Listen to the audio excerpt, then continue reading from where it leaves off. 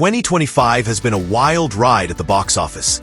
Some films soared to unexpected success, while others, well, let's just say they crashed and burned. From bloated budgets to baffling scripts. Today we're counting down the biggest box office bombs of 2025, just to name a few. What might have once seemed like a slam dunk ended up being a bit of a disaster for Disney's live-action Snow White remake. The update of this classic fairy tale was always going to be a long shot for profitability, considering its reported $269 million budget. Spending more on Snow Whites than the 2019 Lion King remake wasn't the best idea, and it pretty much ensured that the movie would have no realistic chance of becoming a big box office hit. The 2025 box office really hasn't been kind to our rated action flicks. Case in point, Novocaine, an $80 million feature starring Jack Quaid as Nathan Kane, a manager at a credit union who can't feel pain, who goes on a one-man rescue mission to save his crush. Paramount Pictures shelled out plenty of cash for a Super Bowl commercial and sent Quaid to all kinds of sports events in bandages and a neck brace. But the clear hopes of following in the likes of John Wick and Deadpool didn't exactly pan out. Novocaine only grossed $8.8 million over its domestic opening weekend. It's unlikely it will break even with its restrained budget. Yeah, totally. For years, director Paul W.S. Anderson wasn't making anything besides Resident Evil movies.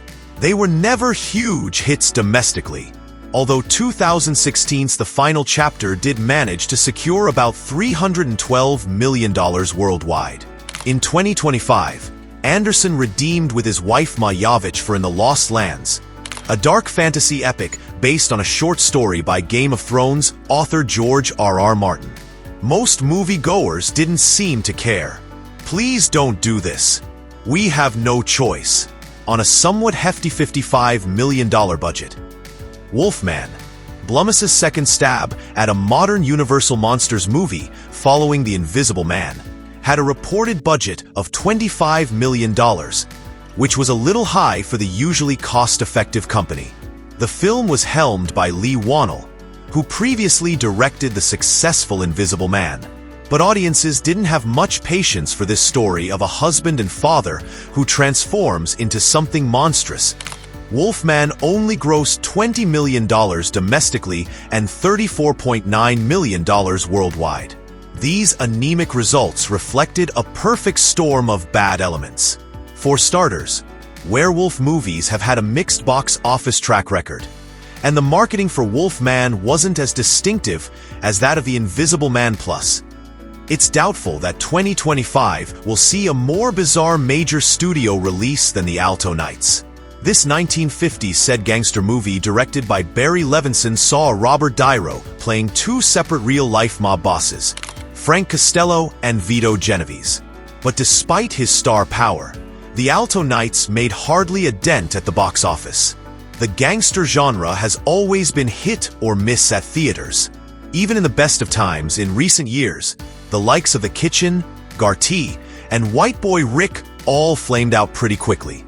So, what hope did The Alto Knights have in this environment? Still, few could have predicted just how badly it would go. The Alto Knights barely cleared $3 million during its opening weekend in North America. Love hurts, but what's something even more painful is sitting through a movie that wastes so much potential like Love Hurts. A tepid John Wick pastiche starring Kiwi Kwan as a mild-mannered real estate with a dark past. Love Hurts was hit with both terrible reviews and a terrible box office to match. Even on a thrifty $80 million budget, the receipts were disappointing.